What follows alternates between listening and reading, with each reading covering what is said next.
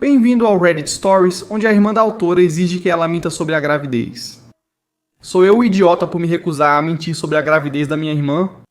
Tenho 29 anos, sou mulher, e minha irmã Ashley tem 26. Nosso relacionamento sempre ficou entre próximo e complicado. Crescemos compartilhando tudo, nosso quarto, nossas roupas, nossos dramas de adolescência, mas como adultas, nos afastamos um pouco. Ainda nos falamos e vemos em eventos de família, mas não somos mais tão próximos. Ainda assim, senti que tínhamos um acordo implícito de sempre sermos honestos, mesmo quando fosse desconfortável. Ashley perguntou há algumas semanas se podia vir aqui após o trabalho. Quando ela chegou, parecia estranha, não apenas cansada, mas como se tivesse carregado algo pesado o dia todo. Ela sentou na minha cozinha e disse que precisava me contar algo antes de todos. Depois de uma longa pausa, ela me contou que estava grávida. Ela falou baixo, como se evitasse ecoar a palavra. Eu a parabenizei e perguntei como se sentia, mas ela só deu de ombros e disse que ainda não sabia. Ela parecia mais ansiosa que animada, então revelou o motivo. Saía com 2 caras e não sabia quem era o pai. Eu sabia que a vida amorosa dela estava meio caótica desde o último término, mas ouvir isso deixou a situação toda mais pesada. Ela pediu que eu não contasse a ninguém. Falei que era ela quem deveria compartilhar a notícia. Ela disse que estava nervosa para contar aos nossos pais. Ela disse que eles iriam julgá-la e que já tinham julgado o cara que ela não queria que envolvessem. Foi aí que ela revelou o que realmente queria. Ela me pediu para ajudá-la a apresentar uma versão mais limpa da história. Ela queria meu apoio ao revelar que estava em um relacionamento sério com um dos caras e que ele estava feliz com o bebê. Ela fez parecer que não era nada demais, só dar uma amenizada até ela resolver o resto. No início tentei dissuadi-la dessa ideia gentilmente. Eu disse que mentir só pioraria as coisas se a verdade viesse à tona. Ela ignorou e disse que a verdade não precisava aparecer se todos mantivessem a mesma versão. Ela disse que eu era quem ela mais confiava e pediu para eu fazer esse favor para ela. Percebi que ela tinha medo e senti por ela. Ela não só pedia apoio, mas também me ajuda para reescrever a história de todos. Ao dizer que não me sentia confortável, ela insistiu ainda mais e afirmou: "Você é minha irmã, deveria me apoiar." O tom dela mudou de nervoso para frustrado rapidamente. Eu mantive a calma e repeti que não queria mentir. Ela se levantou e andou pela cozinha, dizendo que eu não entendia como isso era difícil para ela. Falei que entendia, mas isso não mudava o pedido dela. Quando percebeu que eu não cederia, ela começou a chorar, um choro misto de tristeza e raiva.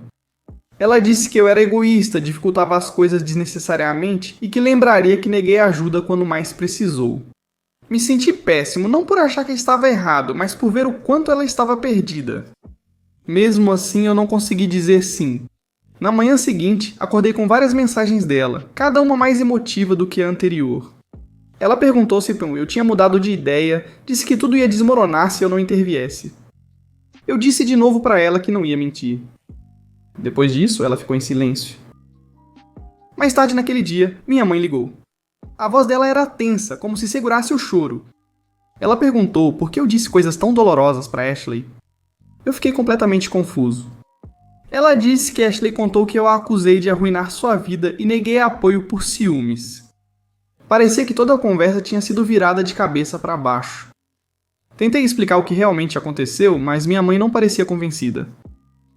Um pouco depois disso, meu pai ligou. Ele disse que eu devia pedir desculpas antes que piorasse, que Ashley já enfrentava dificuldades e eu só aumentava o estresse. Falei que só me recusei a mentir. Ele respondeu que eu estava sendo dramático e fazendo tudo girar em torno de mim. Eles claramente acreditavam nela. Nos dias seguintes, tudo ficou mais tenso. Ashley mal falava comigo. Meus pais agiam como se eu tivesse feito algo imperdoável. Tentei dar espaço para todo mundo, mas parecia que todos estavam esperando que eu voltasse rastejando com algum tipo de pedido de desculpas. O problema é que eu não sei como pedir desculpas por algo que eu não fiz. Não expus nem julguei ela. Eu só disse não a fingir que algo era verdade quando não era. Eu fico indo e voltando na minha cabeça tentando entender se eu lidei com isso da maneira errada. Queria apoiá-la, mas não consegui fingir concordar em mentir para todos. Principalmente porque isso só pioraria depois. Concordar só me envolveria em algo que não era problema meu. Pergunto para estranhos na internet. agi mal ou fiz certo ao traçar um limite e recusar participar de algo que não parecia certo? Eu sou o babaca? Você não é o babaca. Você não estava sendo egoísta. Você foi o único adulto na sala. Sua irmã queria um coautor para sua ficção, e ao recusar, ela te fez vilão na história. Não é sua obrigação lidar com o medo ou arrumar a bagunça dela. Se ela não lida com a verdade agora, como vai criar uma criança? Você não é o babaca. O que você enfrenta se assemelha à filtragem emocional, quando alguém, sobrecarregado, percebe as coisas filtradas pelo próprio estresse, medo ou vergonha. Por isso sua irmã saiu de uma conversa calma onde você disse "não posso mentir por você", achando que você arruinou a vida dela. Tanto o caos interno acaba distorcendo tudo ao redor. Por isso é fundamental preservar sua clareza. Se você não fizer isso, acaba reagindo a coisas que nunca foram realmente ditas, e é assim que os relacionamentos se desgastam. Você fez bem em manter a verdade, mesmo quando ela não conseguiu. Então ela pediu uma mentira, recebeu um não e decidiu reescrever toda a conversa. Clássico. Quando a verdade não se encaixa no roteiro, algumas pessoas simplesmente inventam um episódio novo inteiro e se colocam como vítimas, é claro. Que pena, o buraco no enredo é a realidade. Irmãos mimados têm certeza de que a mãe tem um esconderijo secreto de dinheiro.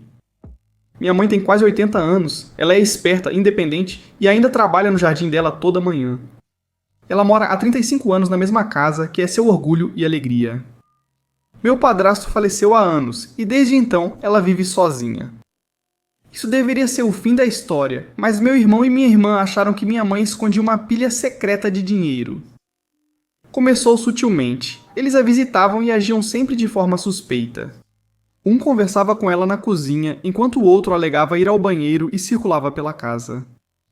Inicialmente, minha mãe pensou que era só curiosidade, mas ao flagrar minha irmã mexendo nas gavetas do seu quarto, descobriu a verdade.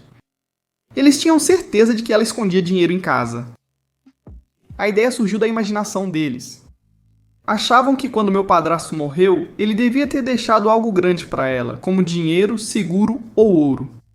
Mas ele não permitiu, nem nos criou. Eles se casaram quando já éramos adultos. A casa só foi quitada porque eu organizei uma vaquinha online para ajudar ela depois que ele faleceu. Meus irmãos ficaram de fora porque a mamãe não confiava que não exigiriam uma parte. A vaquinha online salvou ela. Ela quase perdeu a casa devido ao empréstimo reverso. A empresa de títulos rondava como um falcão. Família, amigos e até um colega da minha mãe doou 10 mil. Meus irmãos nunca souberam disso. Anos depois, tudo o que vem é que ela conseguiu quitar a casa. Eles concluíram que ela só pode ter muito dinheiro escondido. Eles não pararam.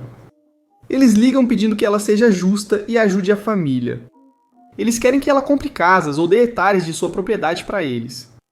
Falam como se a casa dela já fosse deles para dividir. O pior é que a mãe ainda atende às ligações deles. Ela ama todos os filhos, mesmo que a tratem mal. Pedi que ela bloqueasse os números, mas não quis. Ela afirma que não quer perder contato com os netos. Sempre que ela diz que está sem dinheiro, eles me acusam de esconder o dinheiro para ela. Eles até ameaçaram me processar por abuso financeiro de idoso. Eu disse para eles que eu até gostaria disso. Cuido das contas dela e registro cada centavo em uma planilha que eles nunca verão. Eles são o tipo de pessoas que não suportam ver alguém estável enquanto eles mesmos estão passando por dificuldades. Os dois vivem sem dinheiro e culpam os outros. O casamento do meu irmão está acabando, minha irmã está com dificuldades e ainda assim acham que a mãe deve algo a eles. Bisbilhotaram sua casa, gritaram ao telefone e a chamaram de egoísta por querer ficar lá. Falei para eles, vocês têm sorte dela ainda atender suas ligações. Eles não gostaram disso. O que eles não sabem é que a mãe já fez seu testamento. Ela doou a casa e 2 hectares ao grupo de resgate de animais com quem trabalha há anos. Sou o executor e ela pediu segredo. Se descobrissem, iriam incomodar a instituição de caridade. A ironia é que minha mãe não é rica. Ela recebe menos de $4.000 por mês de aposentadoria. Eu ajudo ela a pagar a conta de água e o celular. A terra vale alguma coisa, claro, mas isso é só por causa de onde ela está localizada. Fica no Alasca, cercada por floresta intocada. Ela ama viver lá, com seu jardim, animais e paz. Mas ultimamente meu irmão e minha irmã têm insistido mais. Ela me ligou à noite, após trabalhar cansada e trêmula na estufa. Voltaram a ligar, pedindo a parte deles. Dava pra sentir na voz dela o quanto isso a destruía. Mas ela é teimosa. A garota do interior ainda resiste dentro dela. Ela me disse que prefere viver pobre e honesta do que ver a terra dela sendo entregue para pessoas que só enxergam cifrões. Você disse que ela não quer cortar contato, mas talvez precise intervir logo. Irmãos gananciosos só pioram. Troque as fechaduras, mantenha as câmeras ativas e informe todos os detalhes ao advogado dela. Essas pessoas vão vasculhar a casa atrás de dinheiro quando ela partir. Sua mãe parece incrível. Ela me lembra minha avó, que deixou a fazenda dela para um santuário de aves. Seus irmãos vão surtar quando souberem. Garanta que o testamento seja infalível, pois vão contestar. Inclua uma cláusula dando $1 a cada um, evitando que aleguem esquecimento. Atualização. Meses depois tudo mudou. Mamãe adoeceu de repente, com vertigem intensa, inchaço e fibrilação atrial no coração. Os médicos acham que está relacionado ao marca-passo dela, mas ainda estão verificando a medicação. Ela ficou 3 dias no hospital e estive ao lado dela sempre. Enquanto ela estava lá, aconteceu outra coisa que chocou nós dois. O abrigo de animais para o qual ela deixaria a propriedade a rejeitou. Ela cuidava de vários animais deixados pelo abrigo, mas quando adoeceu, eles se recusaram a ajudar. Disseram a ela que perderam o financiamento e que os lares temporários agora estavam sozinhos.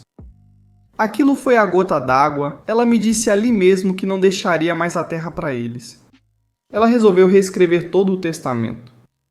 Após seu falecimento, a casa e a propriedade serão vendidas e o dinheiro dividido igualmente entre netos e bisnetos. Ela pediu que eu não contasse a ninguém, nem aos meus irmãos. Deixe-os pensar que o abrigo segue no testamento dela. Ela disse isso com um pequeno sorriso, como se tivesse acabado de pregar a melhor peça da vida dela. Ela ainda está se recuperando, ainda é dura como aço. Mesmo doente, ela está lá na estufa com os animais dela, regando as plantas e alimentando os cachorros. Ela tem 3 cachorros Husky Pitbull, 12 gatos e mais animais de rua do que posso contar. Eles a mantêm ocupada e, segundo ela, lhe dão motivo para acordar todos os dias. As finanças dela são apertadas, mas mesmo assim ela contribui para a igreja e separa um pouco para o veterinário. A fé dela e os animais são o que a mantém seguindo em frente. Não sei o que acontece quando ela partir. Meus irmãos vão surtar ao descobrir que não há dinheiro escondido nem herança para eles. Mas até lá, estou seguindo os desejos dela à risca. Você está certo. Apenas esteja preparado. Vão te acusar de falsificar o testamento. Quando chegar a hora, peça ao médico que registre que ela está mentalmente sã. Essa documentação te salva no tribunal. Pessoas gananciosas nunca admitem estar erradas. Eles não buscam a verdade, mas validação. Documente tudo, recibos e mensagens. Essa é a sua proteção quando a briga começar. É incrível como alguns acham que têm direito ao que nunca foi deles. Principalmente quando perseguem a própria mãe de 80 anos. Destroem a família inteira por um dinheiro que nem existe. Enquanto isso, mamãe está lá fora, alimentando gatos de rua e doando para caridade. E quando tudo acabar, os netos vão receber a herança, e os gananciosos vão ficar só com a própria culpa. Parece justo. Meu companheiro de voo reclamou porque comecei a comer minha refeição especial antes da dele.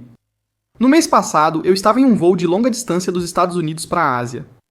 Era um daqueles voos de 14 horas em que o ar cheira a macarrão requentado e metade da cabine já está dormindo. Antes da decolagem, eu tinha encomendado uma refeição vegetariana, como sempre faço, porque isso me poupa do trabalho de tentar explicar para os comissários de bordo no meio do voo que eu não como carne. Tudo ia bem. Eu tinha com assento na janela, podcasts baixados e planejava dormir após o jantar.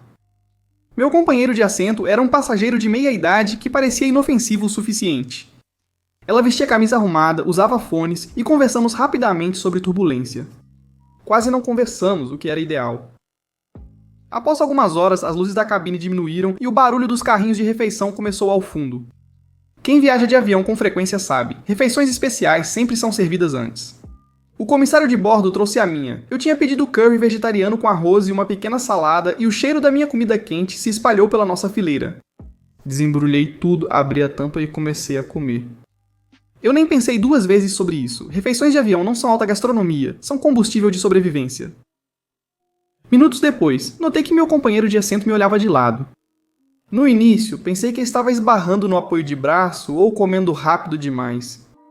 Eles suspiraram alto e resmungaram sobre boas maneiras. Eu parei e olhei para o lado, pensando que talvez eles precisassem de ajuda com alguma coisa. Eles me disseram diretamente que era falta de educação comer antes de todos da fileira receberem a comida. Aparentemente, era uma questão básica de cortesia esperar até que todos fossem servidos. Por um instante pensei que era brincadeira. Não estávamos à mesa de jantar, mas sim dois desconhecidos na classe econômica, cercados por roncos e choros de bebês. Continuaram dizendo que eu era mau exemplo e prejudicava o senso de comunidade na nossa fileira. Eu não sabia se era zoeira e fiquei só olhando para eles com o garfo parado perto da boca. Então eu disse que tinha uma refeição especial que normalmente chegava mais cedo e que ela ia esfriar se eu esperasse. Eles reviraram os olhos tão forte que pensei que iam dormir girando. Quando a comida chegou, 20 minutos depois, eles começaram a comer resmungando baixo. Algo sobre pessoas egoístas e que ninguém mais tem respeito. Enquanto isso, terminei meu curry, coloquei meus fones de ouvido e aumentei o volume só o suficiente para abafar a mastigação passivo-agressiva ao meu lado. Meia hora depois, a mesma pessoa apertou os botões para reclamar do tempo das refeições, como se eu controlasse a logística da companhia aérea. O atendente apenas sorriu educadamente e explicou o procedimento padrão de entrega das refeições para pedidos especiais. Meu vizinho de assento me olhou mortalmente, como se eu tivesse planejado o cronograma de refeições só para irritá-lo. Em algum momento deixei de me irritar e passei a achar engraçado. É incrível como alguns tornam pequenas coisas em questões morais. É um avião, não uma reunião de família. Somos estranhos voando a 800 km/h enquanto está quente. Após o pouso horas depois, meu colega de assento evitou o contato visual ao aguardarmos para sair do avião. Sorri, agradeci à equipe e fui ao terminal, sentindo-me estranhamente vitorioso. Se isso é grosseria, prefiro a um curry frio qualquer dia. Se eu estivesse no seu lugar, eu também comeria a refeição enquanto estivesse quente. Se fosse minha família ao meu lado, eles também me diriam para comer enquanto minha comida está quente. Se minha comida chegou e a sua não, não é problema meu. Aviões não são festas de jantar. Isso me fez voltar no tempo. Sempre que saía com amigos, eu era o último a ser servido. Todos esperavam, mas eu pedia para começarem sem mim. Ninguém merece comer comida fria só por causa da etiqueta. Então esse passageiro realmente ficou bravo porque alguém começou a comer colado dele. Como em um jantar nas alturas, todos aguardam o anfitrião brindar. A senhora insistiu para eu ajudá-la a achar o pão bom na feira de produtores. Isso aconteceu no último sábado na feira de produtores, perto do meu apartamento em Austin. A manhã estava perfeita, sol e música de um artista de rua próximo. Vi pessoas passeando com cachorros mais caros que meu carro. Eu estava usando jeans, tênis e uma camiseta cinza velha de uma corrida de 5 km que fiz anos atrás.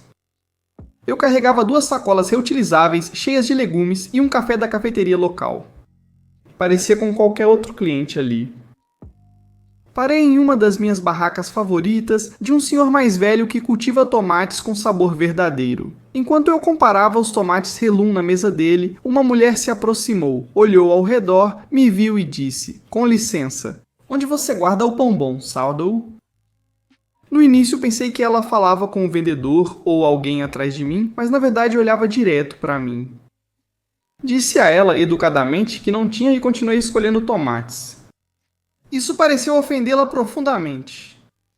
Então ela começou a insistir que eu trabalhava lá, apontando que eu estava atrás da mesa. Exceto que eu não estava. Eu estava literalmente do mesmo lado que ela, equilibrando minhas sacolas e café como qualquer pessoa normal, tentando não deixar cair a minha couve. Eu disse: "Na verdade não, só estou fazendo compras", e levantei as sacolas como prova. Aí ela disse: "Frequento esse mercado há 12 anos e nunca fui tratada com tanta grosseria pelos funcionários. Chame o seu gerente para mim."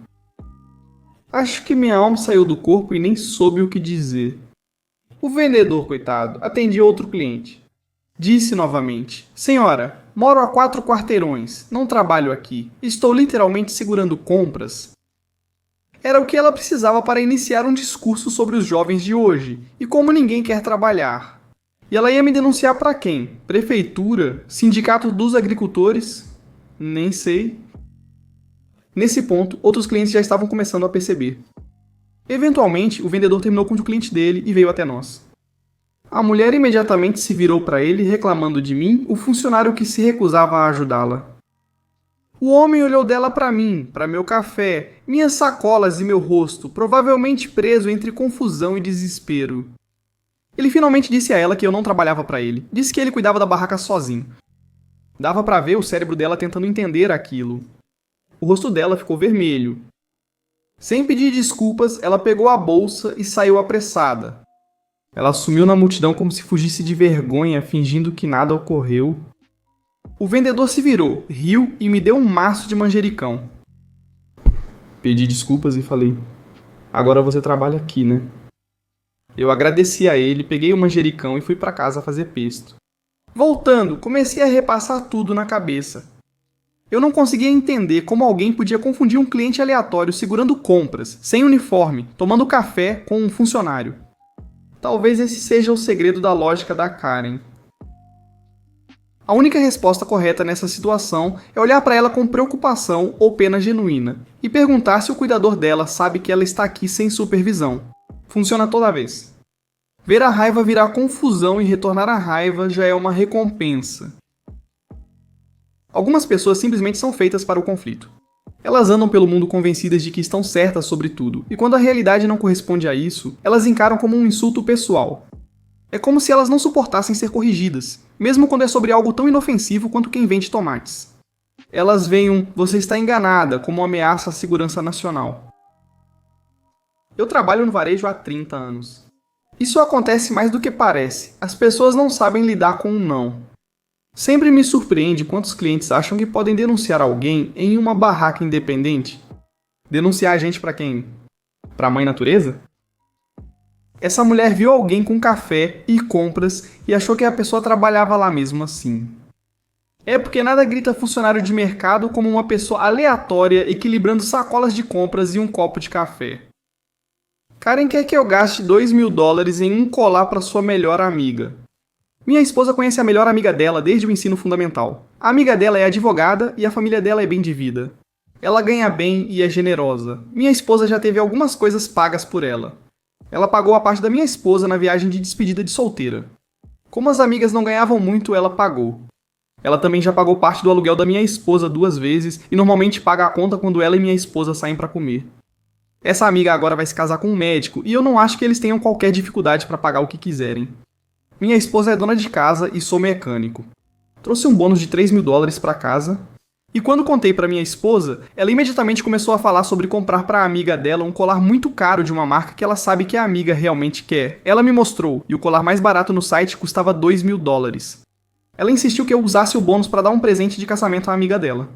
Eu cortei o assunto e disse para ela que o bônus é meu, e que ela realmente não pode esperar que eu compre algo tão caro assim para ajudar a amiga dela. Acho que presentes de casamento raramente passam de $100. Ela brigou comigo, dizendo que almoço fora e tenho hobbies caros e idiotas. Porque ela não pode gastar dinheiro comprando um colar para amiga. Gasto um pouco com meus hobbies e tenho 2 carros, mas trabalho muito.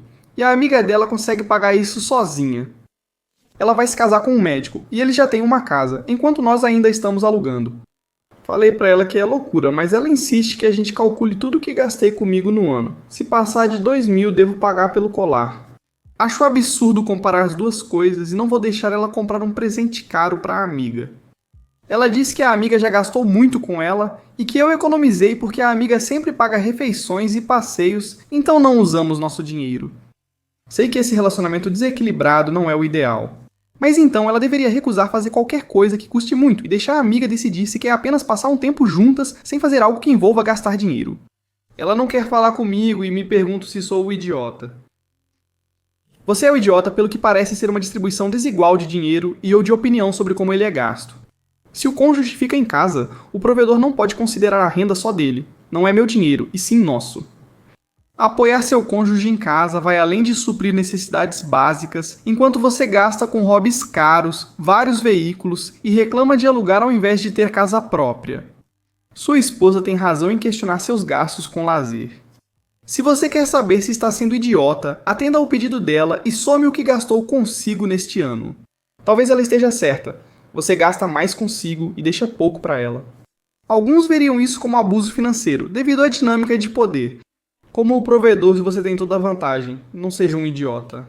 Ela está fora de si só de pensar em te pedir algo assim. E o mesmo vale para todos esses comentaristas. Fui pai que ficou em casa por anos. Sei o quanto meu marido se esforçou para sustentar nossa família e nunca esperaria isso dele. O que é de errado com vocês? Ser pai que fica em casa significa não trabalhar e cuidar dos filhos. Você não pode fazer isso sem um parceiro que se esforça para te sustentar e ainda espera que ele compre algo caro para sua amiga? Simplesmente insano. Não surpreende que os jovens não se casem mais. Qual o sentido se é essa loucura a qual você será submetido? Sua esposa se sente culpada por depender sempre da amiga, que provavelmente já gastou mais de $2.000 com ela. Para manter um relacionamento saudável, sua esposa acha justo retribuir a amiga com um presente equivalente. Não importa quanto dinheiro a amiga tem, mas sim o quanto sua esposa valoriza o relacionamento. A menos que haja dificuldades financeiras, você está dizendo à sua esposa que as amizades dela não importam. No fim, a escolha de gastar é sua, mas sua esposa sempre lembrará que você controla as finanças. Por isso não recomendo ser dona de casa, ter que pedir dinheiro para alguém. Já viu o custo de creche, limpeza, chefe, motorista e ainda está com você? Seu dinheiro? Esse é um exemplo perfeito do motivo pelo qual aprendi cedo que preciso continuar no mercado de trabalho. Você é o idiota. Peça para sua esposa voltar a trabalhar, pois vai precisar das habilidades caso te deixe. Quem você acha que é o idiota? O autor da postagem ou a esposa dele? Por favor, me diga, sou idiota por deixar meu marido após anos priorizando amigos e família dele em vez de mim? Eu, mulher de 31 anos, me casei com Evan, homem de 34 anos, há 5 anos. Estamos juntos há 8 anos. Nos 2 primeiros achei que tinha ganhado na loteria. Ele parecia atencioso, carinhoso e prestativo. Com o tempo, ele ficou mais ausente, sempre priorizando amigos e família antes de mim. Contexto: Evan mantém amigos do ensino médio. Eles sempre estavam juntos, e ele deixou claro que eles eram prioridade, mesmo prejudicando nossa relação. A gente fazia planos, mas ele sempre cancelava de última hora porque precisava em sessões urgentes de videogame ou para ajudar em algo. No início eu não ligava, mas percebi que sempre ficava em segundo plano. E tem a mãe dele, que é difícil, para dizer o mínimo. Ela nunca gostou de mim, e Evan jamais me defendeu ou colocou limites. Na festa de noivado, ela disse que eu não era boa para o filho, e ele apenas riu e ignorou. No nosso casamento, ela acabou brigando comigo por um pequeno detalhe da cerimônia, e desde então tem me desmerecido constantemente. A gota d'água? Atualmente estou grávido de 6 meses do nosso primeiro filho. Recentemente, Evan me chamou para conversar e disse que não tem certeza se está pronto para a responsabilidade de ter um bebê. Quando falei que já era tarde para dúvidas, ele se defendeu, dizendo que não tinha certeza se era o momento certo e que eu o pressionava muito. Ele disse que falou sobre isso com os amigos, que concordaram que ele só estava sendo sincero. Percebi que para ele a opinião deles valia mais que a própria família, mais que nós. A gota d'água veio há 1 semana, eu tive um pequeno susto de saúde e ele nem apareceu porque estava ocupado com os amigos dele. Naquela noite percebi que não podia contar com ele e não queria que meu filho crescesse sem a presença do pai, que sempre priorizava outros. Arrumei minhas malas, fui embora e estou na casa de um amigo enquanto inicio o pedido de divórcio. Estou pronto para construir uma vida sozinho para mim e para o meu bebê, mesmo que isso doa muito. Você merece um parceiro, não alguém imaturo que prioriza os amigos da família. Parabéns por priorizar você e seu bebê. Sou idiota por sair de um encontro às cegas que meu amigo marcou 2 semanas após a morte do meu marido? Tenho 23 anos, sou mulher, e perdi meu marido de 25 anos em um acidente há algumas semanas. Ele era o amor da minha vida, e ainda não me acostumei a acordar sem ele. Tínhamos grandes planos para o futuro, mas tudo desmoronou rapidamente. Nos conhecemos na fazenda do tio dele, ele era um trabalhador rural, e para mim foi amor à primeira vista. Estou grávida de 4 meses, mas ainda não contei a ninguém. Planejava contar para minha amiga quando me sentisse melhor. Minha melhor amiga Lei, de 24 anos, tem sido meu apoio nesse período. Ela me ajudou no funeral dele e em tudo que precisei, pois não tenho contato com minha família biológica. Mas essa história fica para outro momento. Ela namora Barry, de 24 anos, e costuma sair com ele e Liam, também de 24. Quando conheci Liam pela primeira vez, ele tentou dar em cima de mim. Ele tentou de tudo. Ele tentava se comparar com meu marido, dizia coisas estranhas como que nossos filhos seriam mais bonitos se fossem com ele em vez de com meu marido. Ele já fez comentários estranhos, como dizer que preciso de um cara da cidade e apontar pra si, mesmo eu sendo do interior. Eu costumava cortar ou ignorar ele, mas o Barry sempre me olhava feio. Pulando para domingo à noite, recebi uma mensagem da Lei implorando para eu ir jantar com ela porque ela queria me presentear, já que eu tinha passado por muita coisa nas últimas semanas. Eu não estava me sentindo muito bem comigo mesmo, então decidi ir. Quando cheguei, ela não estava lá, então mandei uma mensagem perguntando quanto tempo ela ia demorar, e ela disse que uns 5 minutos. Ela só se atrasou e já vem. Me sentei e pedi uma bebida. Esperei 10 minutos por ela, dando o benefício da dúvida, mas ainda não tinha chegado. Antes que eu ligue para ela, Liam chega correndo e se desculpa pelo atraso. Perguntei o que ele fazia ali, pois eu aguardava a Lei e a mesa era para 2. Ele sorri e segura minha mão. Ele diz: pedi para a Lei nos apresentar. Agora que seu marido não é mais um problema, podemos nos conhecer melhor. Levantei e disse que não estava interessada, nem queria conhecê-lo, pois acabei de perder meu marido. Esse homem se levanta e diz: sei que você está emotiva agora, então vou te perdoar se sentar comigo. Não estou dizendo que devemos ficar juntos. Fiquei enojada, empurrei ele e fui para casa rapidamente. Ao chegar em casa, Lei perguntou por mensagem como foi o jantar, usando um emoji de sorriso de canto. Liguei para ela e, sem deixá-la falar, gritei perguntando como teve coragem de fazer isso semanas após eu perder meu marido, sendo que ela mesma me ajudou a me manter firme. Perguntei qual jogo ela jogava e disse que só queria encontrá-la hoje à noite para contar que estou grávida. Desliguei na cara dela e avisei por mensagem que não quero contato por enquanto. Ontem à noite, Barry veio até minha casa e pediu para conversar. Disse não e ameacei chamar a polícia se ele não saísse. Ele respondeu que partiu o coração da Lei e magoei profundamente o Liam, e que esse seria um bom momento para conhecer o Liam, pois ele poderia criar meu filho comigo. Abri a porta. O Barry achou que eu queria conversar. Bati nele com o sapato e o persegui até o carro, gritando: estou envergonhado pelo que fiz. Passei o dia recebendo mensagens de amigos e do trio, me criticando por afastar quem mais se importa comigo e dizendo que não me reconhecem mais. O que mais me machuca é que, se meu marido estivesse aqui, ele saberia exatamente o que fazer e conseguiria consertar tudo isso. Eu só me sinto entorpecido agora. Tenho consulta com o terapeuta amanhã, mas penso em ligar para a mãe do meu marido, apesar de quase não termos nos falado desde o funeral. Qualquer conselho é bem-vindo. Essas pessoas que você chama de amigos são muito estranhas e inadequadas. Corte contato. Que nojo. Ligue para sua sogra, ela vai adorar saber do bebê. Conte com seu sistema de apoio e participe de um grupo de terapia para luto se houver um próximo. Tudo bem ficar entorpecido. É normal ficar entorpecido quando a vida te dá um golpe tão forte assim. Autor original. Obrigado. Eu só me sinto tão destruído no momento e entrei em um grupo de luto na cidade. Estou tentando reunir coragem suficiente para realmente ir. Meu namorado está chateado porque eu considerei quebrar meu vegetarianismo durante uma viagem de 1 semana ao Japão.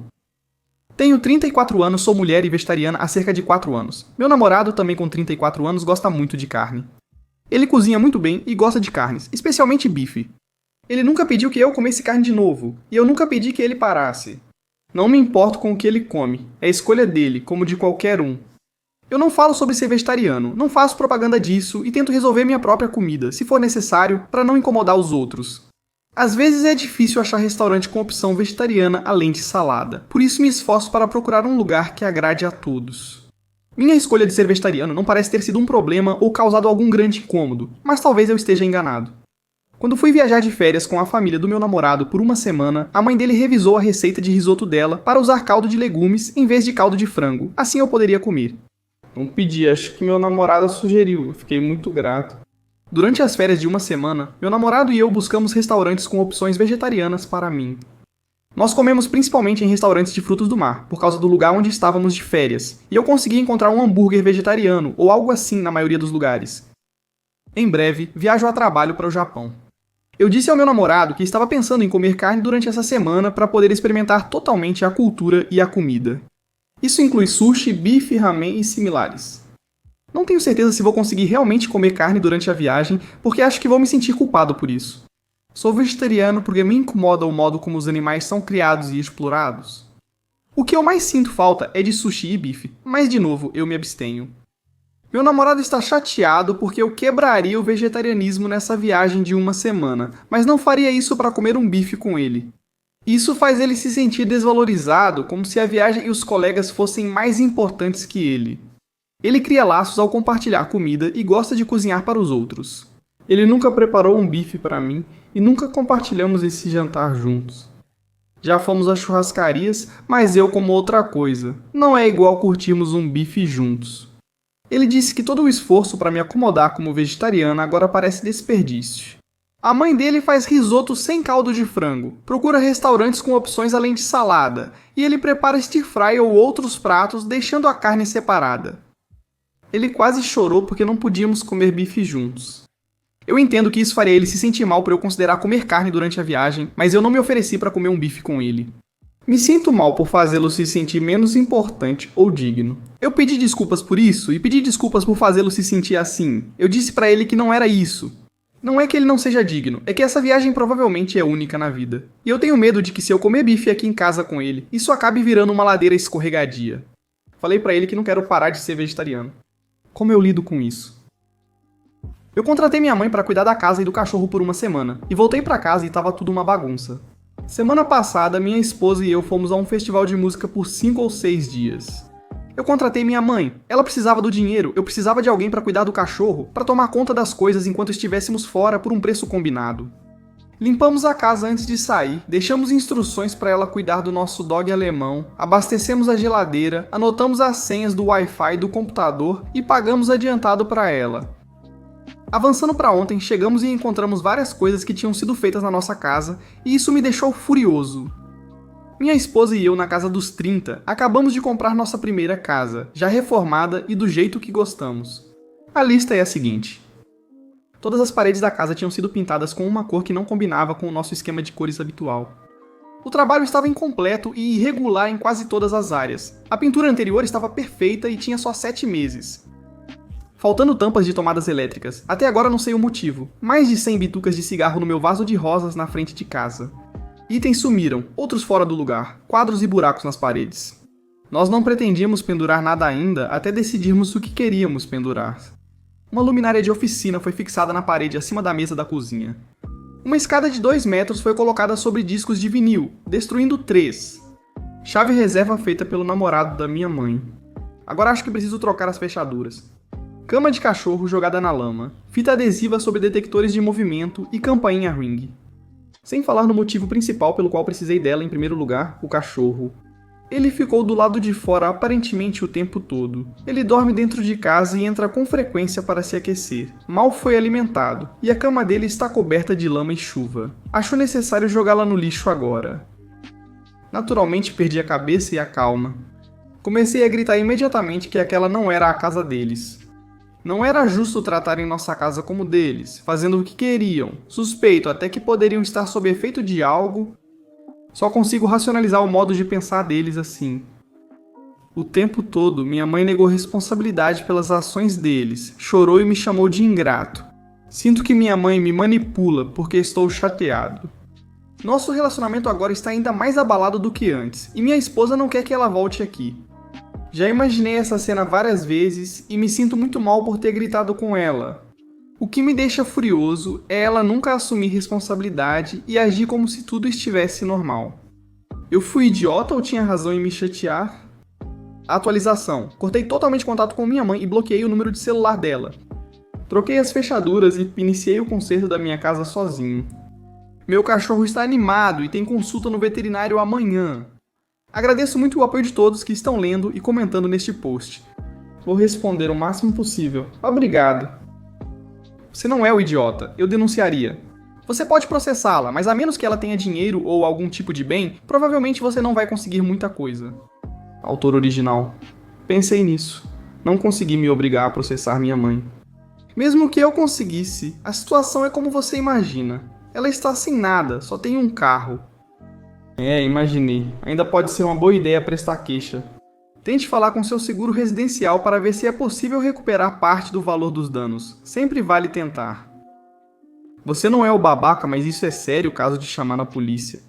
Você se surpreendeu totalmente com a atitude da sua mãe? Ela não tinha nenhum histórico parecido?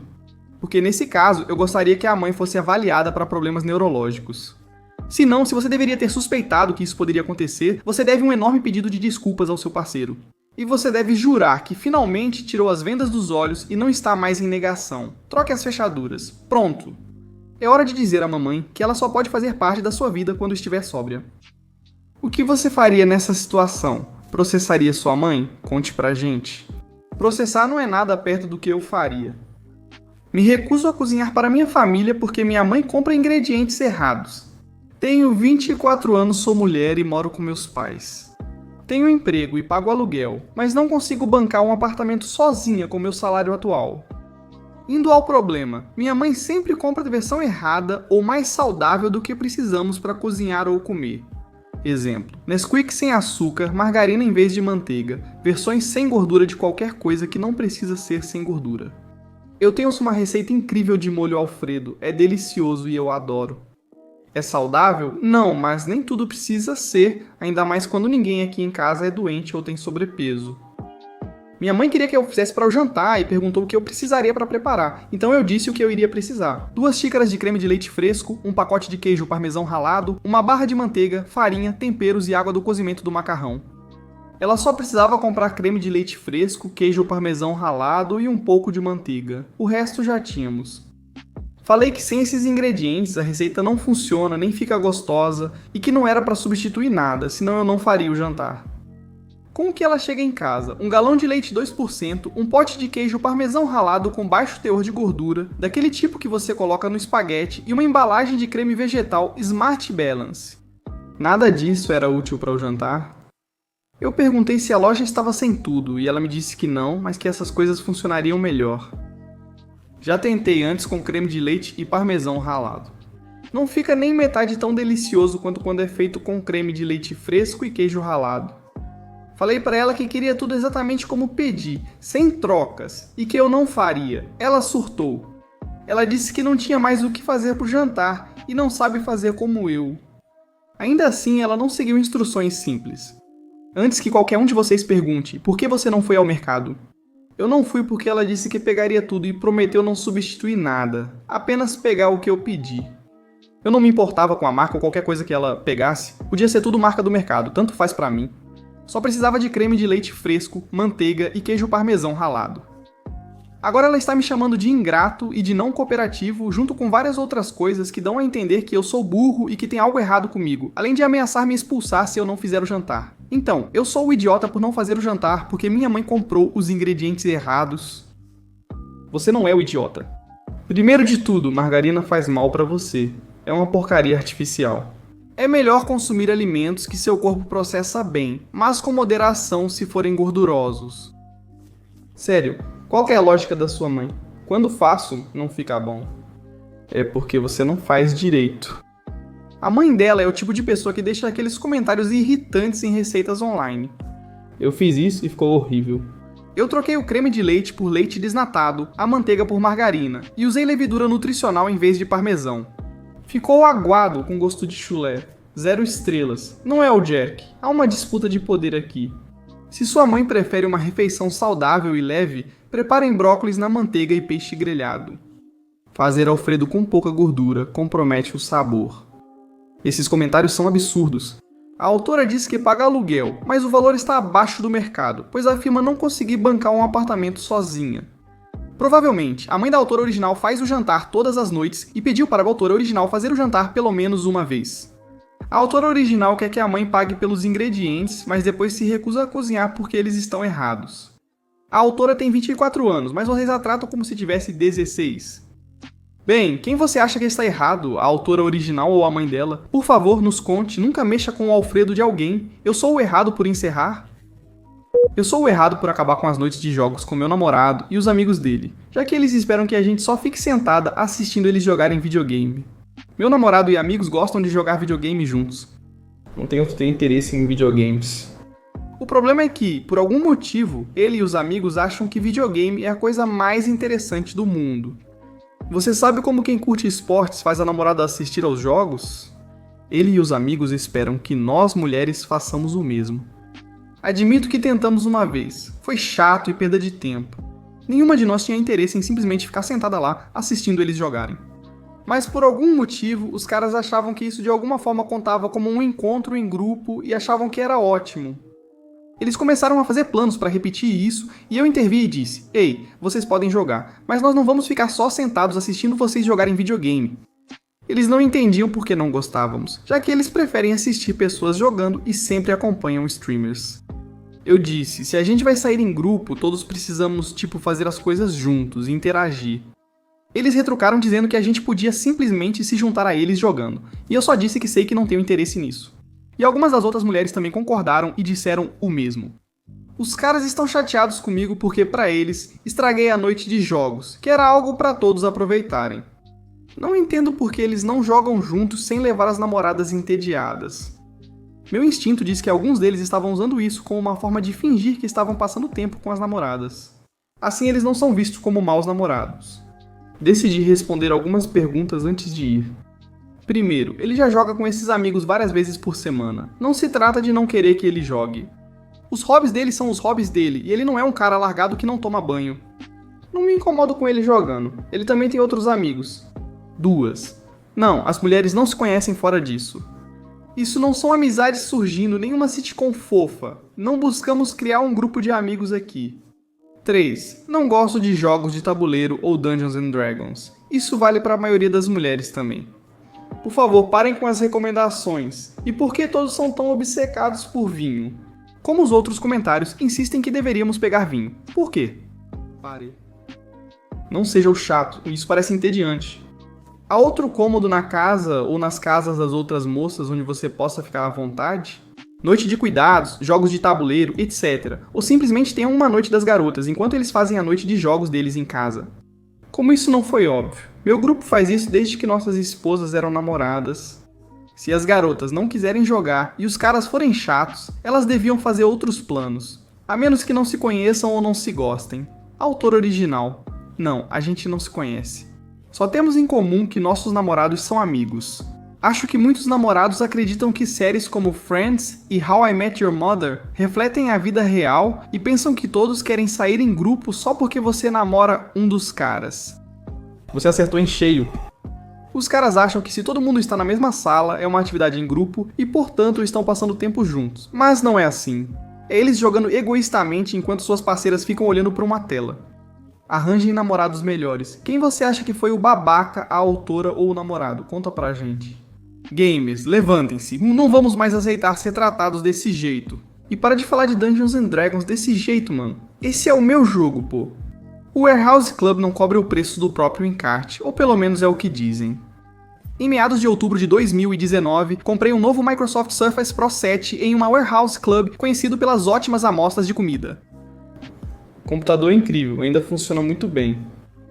Quando o folheto de promoções de novembro saiu, meu novo computador estaria em promoção com $200 de desconto no preço de compra. Ótimo, ainda tenho o recibo. Vou receber $200 de volta. Fui ao atendimento ao cliente com meu recibo e folheto. A atendente do serviço ao cliente olha para eles, consulta no computador e diz que não pode fazer isso. Me surpreendi um pouco, tenho o computador há 2 semanas. A atendente chama o gerente, que explica que por problemas de fraude não podem igualar o preço do próprio folheto. O gerente afirma que pode devolver o item. Digo a ele que não quero devolver o item porque minhas informações pessoais já estão nele, e seria desperdício para a empresa receber meu computador usado e me vender outro mais barato. Expliquei ao gerente que por $200 não deixaria isso sem solução. Ele reitera que eu posso fazer a devolução de um laptop. Ele realmente enfatizou o e não disse seu. A ficha cai. Eu olho para o meu recibo e percebo que eles não registram os números de série nas compras. Agradeço ao gerente pelo tempo e entro na loja. Eu pego um computador idêntico ao meu novo e compro por $200 a menos do que paguei originalmente. Pego o novo computador lacrado e volto para a fila de devolução. Falo com outra atendente e digo que quero devolver o laptop. Entrego a ela o aparelho recém-comprado e o recibo do computador mais caro. Ela verifica e percebe que comprei 2 dos computadores, incluindo um há poucos minutos. Ela chama o gerente, que me olha, sorri e faz a devolução do computador mais caro. Recebi o reembolso pelo valor mais caro, não precisei entregar meu computador com informações pessoais e como nunca abri o novo, a empresa não saiu no prejuízo com um computador novo e pôde colocá-lo de volta no estoque. Espera, o quê? Isso definitivamente não aconteceria na Nova Zelândia. Primeiro, você comprou antes da promoção. Você não recebe reembolso pela diferença após uma promoção. Além disso, o produto não tinha defeito. Não há devolução por arrependimento. Sua atitude foi muito rude. Acho que você não deveria ter sido autorizado a fazer isso. Porque compraram antes da promoção. Se quisessem desconto, era só esperar a promoção. Quem liga? Quem é afetado?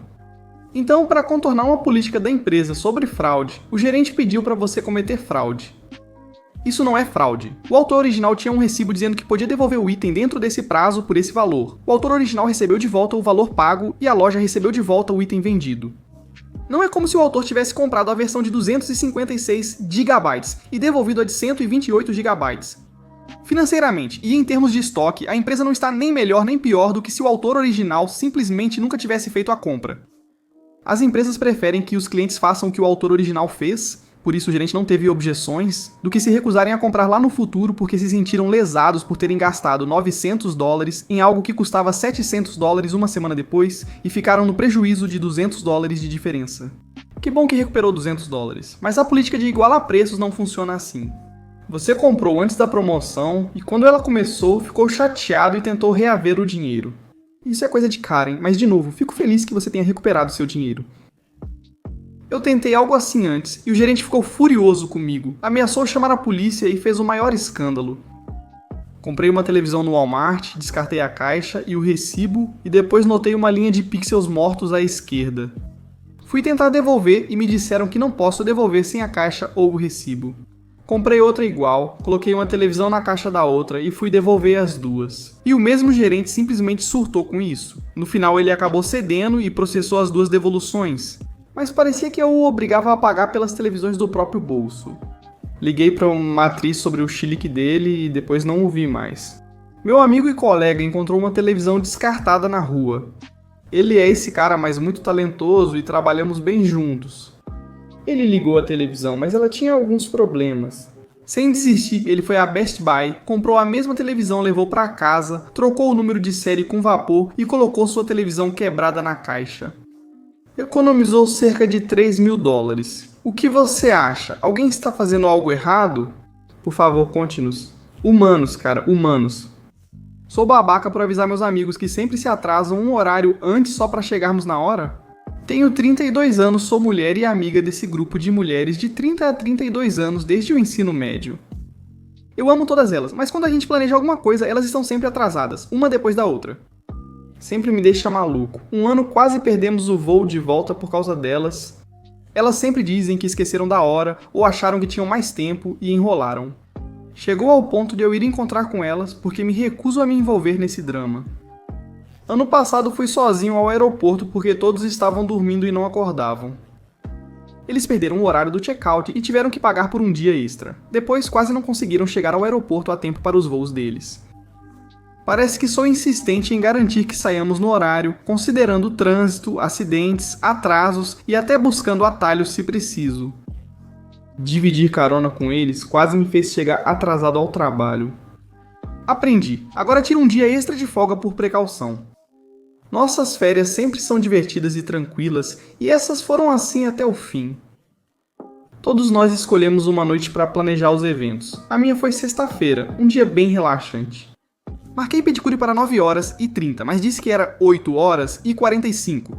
Eles chegaram às 9h15 e ficaram surpresos por termos entrado tão rápido. Reservei mesa para nós às 13h, mas informei que era 12h30. Eles chegaram às 12h52 com a mesma reação. Naquela noite, reservei uma mesa para nós em um ótimo restaurante às 7h30.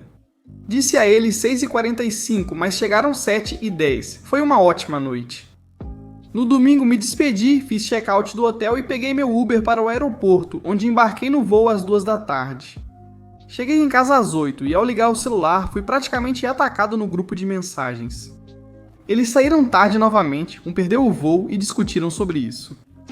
Contei para minha colega de quarto o que estava acontecendo e o que eu fiz, e ela disse que foi rude da minha parte manipular o tempo deles desse jeito. Ela contou para uma das garotas o que fiz, agora todas estão bravas comigo. Minha sexta-feira não teve nada a ver com uma delas perder o voo. Sou o babaca? Se eu fosse você, diria que sou maduro demais e largaria todas elas. Parecem cansativas de conviver. Você não é o babaca. Autor original. Pode ser a última viagem por um bom tempo. Estamos todos ficando mais velhos. Uma das garotas quer tentar ter um bebê em breve. A outra está planejando um casamento e provavelmente vai engravidar logo depois. E a outra é viciada em trabalho como eu. Imagine que a mãe do seu cônjuge exige que você largue o trabalho para cuidar do bebê em casa. Isso acontece na nossa próxima história, que acabou de aparecer. Toque para ouvir, você não vai acreditar no que vem a seguir.